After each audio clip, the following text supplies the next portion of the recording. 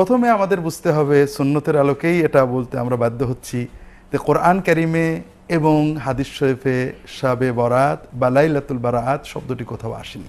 আসসালামু আলাইকুম ওয়া রাহমাতুল্লাহি ওয়া বারাকাতুহু। দূরে প্রবাসে যে যেখান থেকে এই ভিডিওটি দেখতে পাচ্ছেন সকলকে জানাচ্ছি আন্তরিকবাদ ও মোবারকবাদ। আসতেছে পবিত্র শবে বরাত। এই রাতটিকে কেন্দ্র করে আমরা অসংখ্য আমল করে থাকি। এই রাতটিকে শবে বরাতকে অনেক মানুষ আছে এটাকে অস্বীকার করে, বিশেষ করে অসংখ্য আলেম আছে পবিত্র শবে বরাতকে অস্বীকার করে এবং নানান ধরনের গুজবীয় কথা বলে, যেগুলো এরা বলে নাকি কোরআন হাদিসে নাই। বাস্তবে কোরআন হাদিসে এই রাত্রির কথা বর্ণনা রয়েছে। 15 জন সাহাবী এই রাত্রি সম্বন্ধে শবে বরাত সম্বন্ধে বর্ণনা দিয়েছে। অসংখ্য বুজুর্গ বড় বড় ইমাম আবু হানিফা রাহমাতুল্লাহ আলাইহি হতে শুরু করে যুগ যুগ ধরে অসংখ্য ইমাম এই সমস্ত বিষয় বর্ণনা করে দিয়েছে। আজকে আপনারা নতুন করে ফতোয়া দিচ্ছেন পবিত্র শবে বরাত নাকি কোরআন হাদিসে কোথাও নাই। এই সমস্ত কথাই মানুষদেরকে আর ধোঁকা দিবেন না।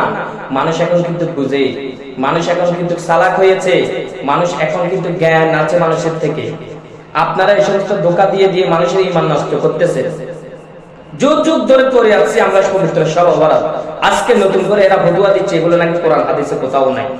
কোরআন হাদিসে কোথাও আছে না আছে আমাদের সাথে বসো, আমরা প্রমাণ করে দিই। সুন্নিরা আমরা সুন্নিরা প্রমাণ করে দিই পবিত্র শবে বরাত কোরআন হাদিসে আছে বলে আজকে আমরা পবিত্র শবে বরাতকে পালন করি।